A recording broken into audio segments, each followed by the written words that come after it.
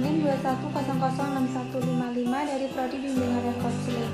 Baiklah, di sini saya akan menyampaikan materi tentang dinamika wawasan Nusantara. Wawasan Nusantara merupakan wawasan nasional bangsa Indonesia yang biasa disingkat Wasantara. Wawasan nasional merupakan cara pandang terhadap diri dan lingkungan tempat hidup bangsa yang bersangkutan. Cara bangsa memandang diri dan lingkungannya tersebut sangat mempengaruhi keberlangsungan dan keberhasilan dari tujuan bangsa tersebut. Konsep wawasan Nusantara sejak dicetuskan melalui Deklarasi Juanda tahun 1957 sampai sekarang mengalami dinamika yang terus tumbuh dalam praktek. Perkenalkan, nama saya Azira Mazlin dengan NIM 21006110, berasal dari Prodi Bimbingan dan Konseling. Baiklah, di sini saya akan menjelaskan tentang argumen tantangan tentang wawasan Nusantara. Wilayah Indonesia yang luas tentu saja menjadi tantangan bagi masyarakat Indonesia. Ada 3 macam tantangan wawasan Nusantara, yaitu yang pertama ada pemberdayaan masyarakat, dan yang kedua ada dunia tanpa batas, dan yang ketiga era baru kapitalisme. Pemberdayaan masyarakat dalam arti peran dalam bentuk kegiatan masyarakat dan partisipasi dalam mencapai tujuan nasional hanya dapat dilakukan oleh negara-negara industri dengan perencanaan yang luas, sedangkan negara-negara berkembang dengan perencanaan yang luas karena terbatasnya kualitas staf, sehingga menjadi landasan diperlukan secara operasional oleh GBHN.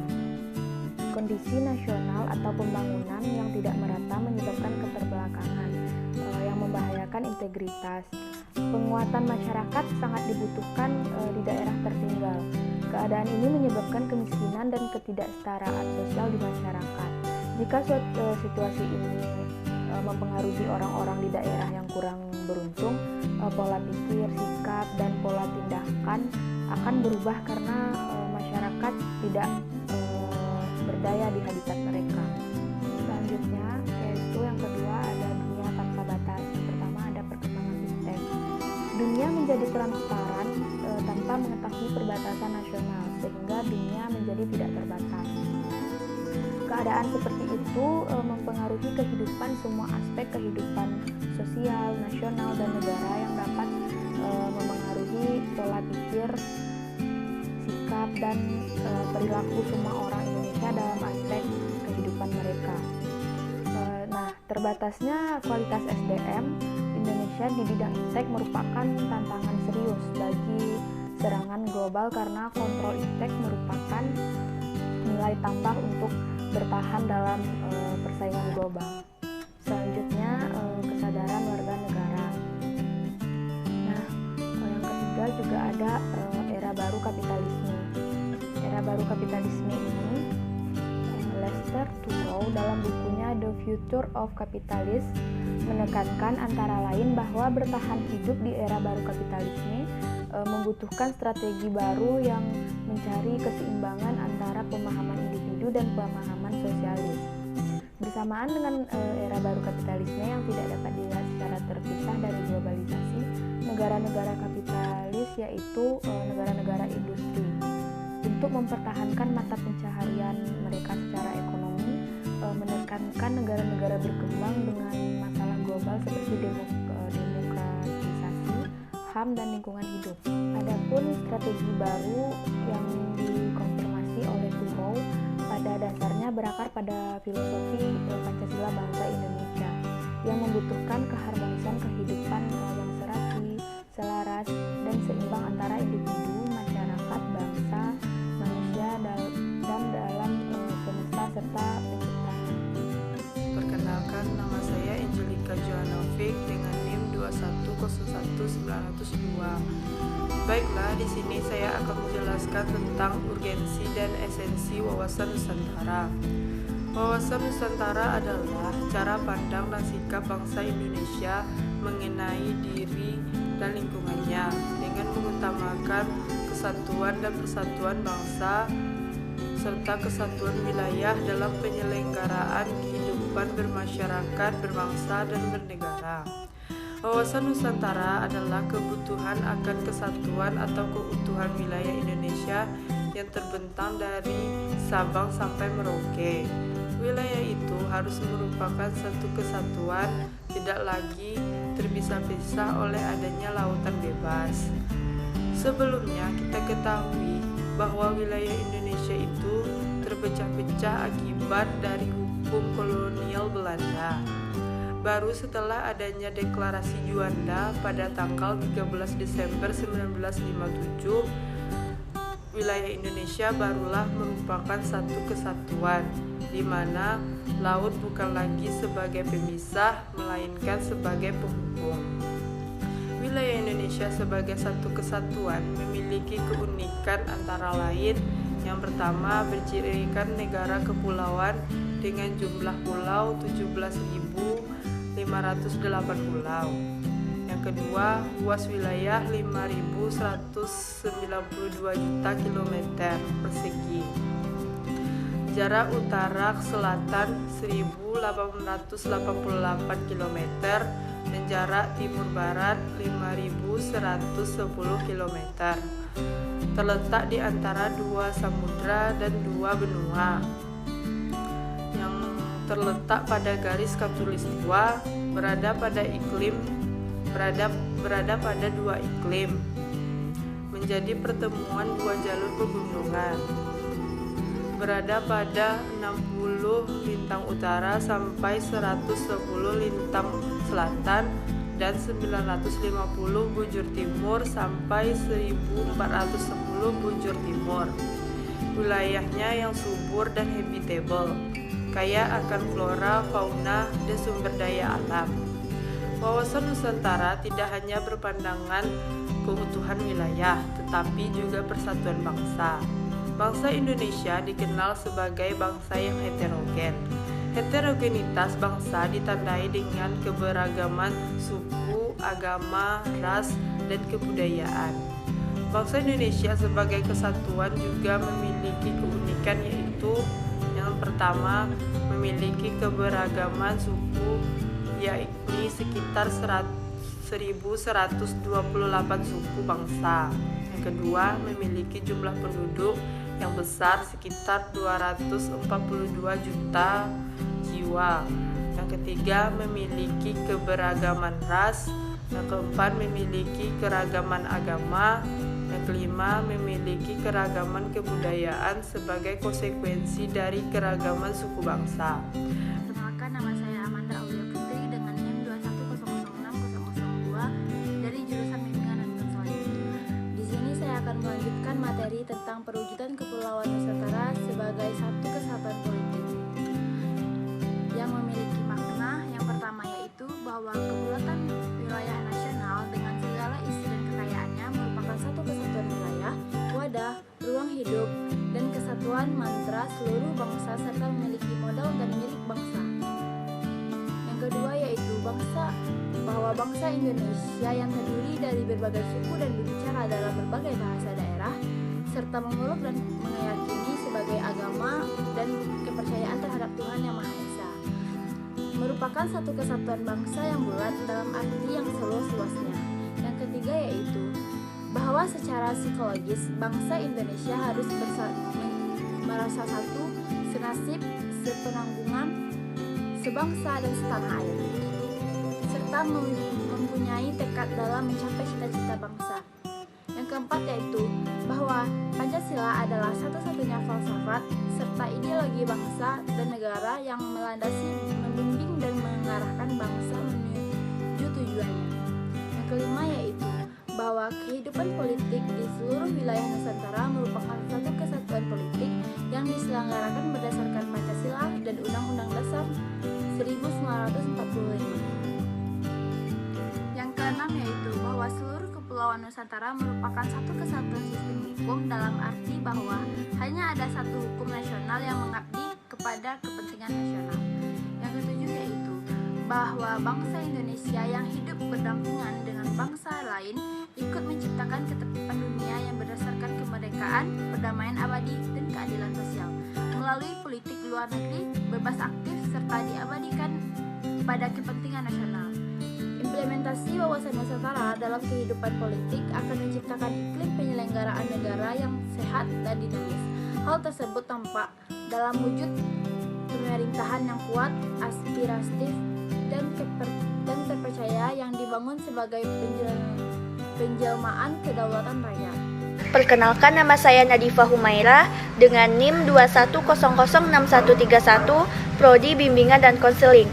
Baiklah, di sini saya akan menjelaskan perwujudan Kepulauan Nusantara sebagai salah satu kesatuan ekonomi, mengandung makna yaitu kekayaan Nusantara baik potensial maupun efektif adalah modal dan milik bangsa Indonesia. Kekayaan itu harus dikelola untuk keperluan sehari-hari dan merata di semua wilayah. Kemudian, tingkat perkembangan ekonomi harus serasi dan seimbang di seluruh daerah, tanpa meninggalkan ciri khas yang dimiliki oleh daerah dalam pengembangan kehidupan ekonominya. Kemudian, kehidupan perekonomian di seluruh wilayah Nusantara merupakan satu kesatuan ekonomi yang diselenggarakan sebagai usaha bersama atas azas kekeluargaan dan ditunjukkan bagi kemakmuran semua rakyat. Perkenalkan, nama saya Amelia Zalma dengan NIM 21006042 akan membahas materi tentang perwujudan Kepulauan Nusantara sebagai satu kesatuan sosial budaya. Di Kepulauan Nusantara sebagai satu kesatuan sosial budaya, di mana ia memiliki makna yang pertama bahwa masyarakat Indonesia adalah satu, kehidupan bangsa harus merupakan kehidupan bangsa yang serasi dengan terdapatnya tingkat kemajuan masyarakat yang sama, merata, dan seimbang serta adanya keselarasan kehidupan yang sesuai dengan tingkat kemajuan bangsa. Yang kedua, bahwa budaya Indonesia pada hakikatnya adalah satu. Sedangkan corak ragam budaya yang ada menggambarkan kebudayaan budaya bangsa yang menjadi modal dan landasan pengembangan budaya bangsa seluruhnya, dengan tidak menolak nilai-nilai budaya lain yang tidak bertentangan dengan nilai budaya bangsa, yang hasilnya dapat dinikmati oleh bangsa. Implementasi wawasan Nusantara dalam kehidupan sosial budaya akan menciptakan sikap batinnya dan lahiriah yang mengakui segala bentuk perbedaan sebagai kenyataan hidup sekaligus karunia Tuhan. Implementasi ini juga akan menciptakan kehidupan masyarakat dan bangsa yang rukun dan bersatu tanpa membedakan suku, asal-usul daerah, agama, atau kepercayaan, serta golongan berdasarkan status sosialnya.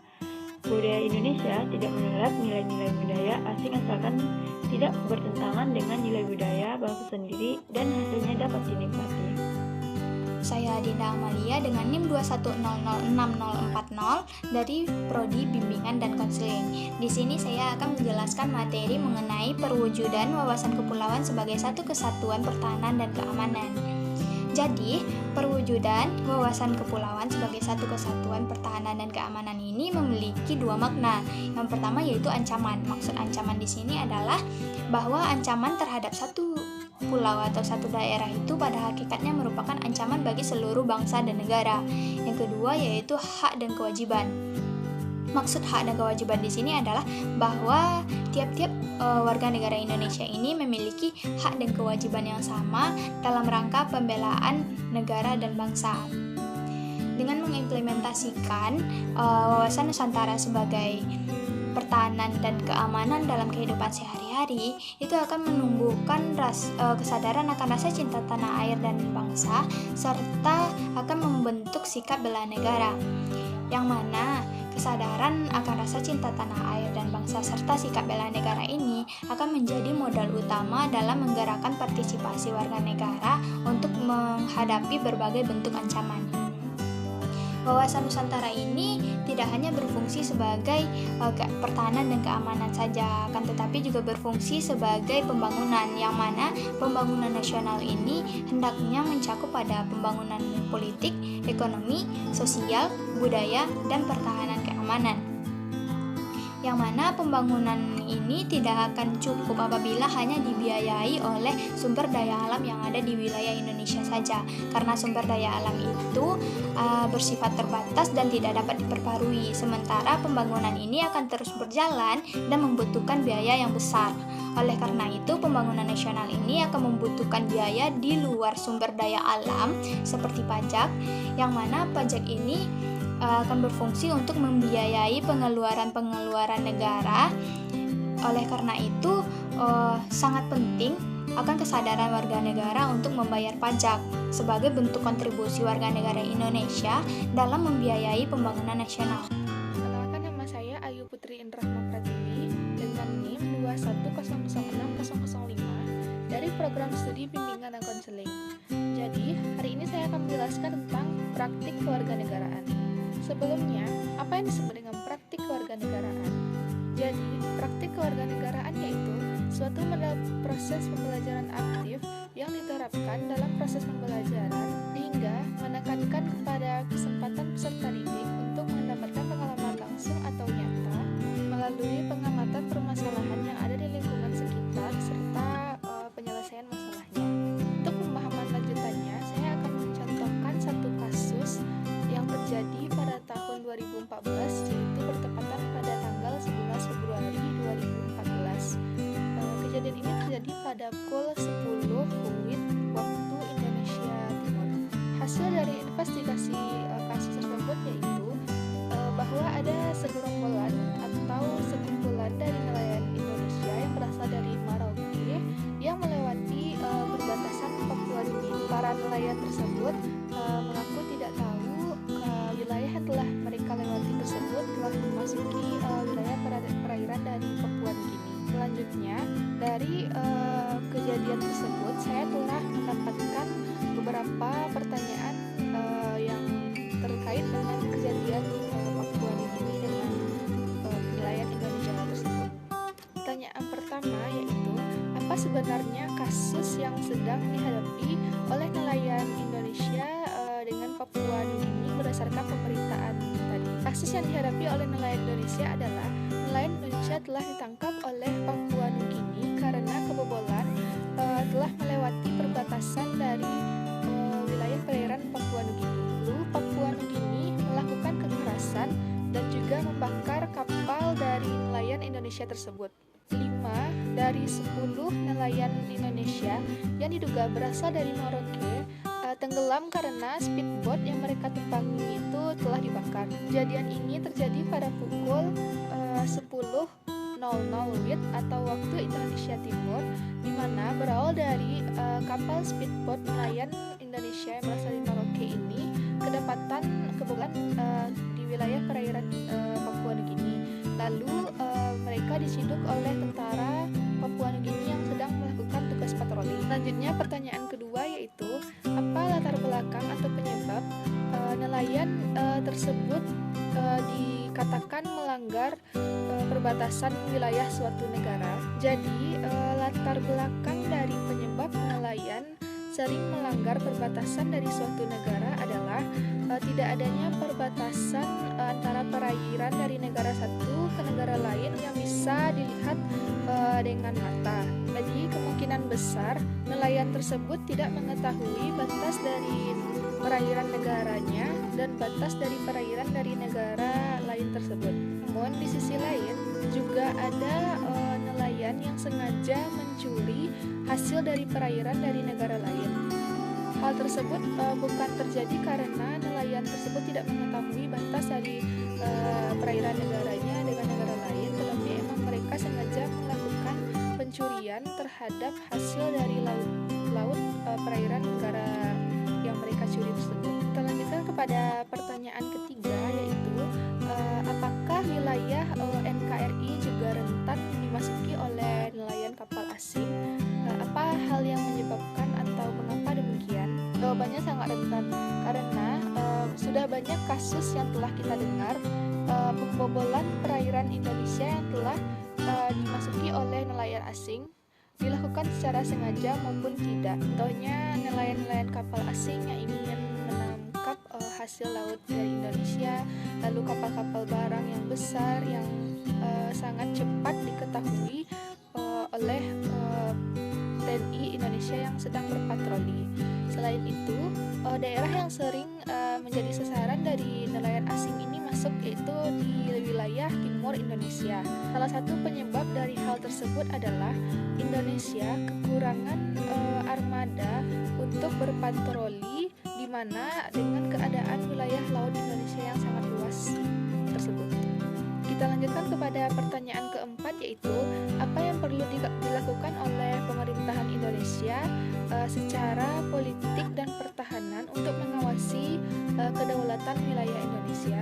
Jawabannya yaitu pemerintah melakukan suatu upaya untuk membangun pertahanan negara agar negara dapat mewujudkan keamanan nasional yang mampu menjaga kedaulatan, keutuhan wilayah, serta keselamatan segenap bangsa Indonesia dengan cara meningkatkan rasa nasionalisme, bela negara, cinta tanah air, tidak membeda-bedakan perbedaan dari suku, agama, ras, bahasa, dan menghormati perbedaan serta tidak menyalahgunakan wewenang. Selain itu, menopang kemandirian ekonomi dengan cara mengamankan sumber daya maritim dan mencerminkan kepribadian Indonesia sebagai negara kepulauan. Kita lanjutkan kepada pertanyaan kelima, yaitu pertanyaan terakhir adalah dalam konteks wawasan Nusantara,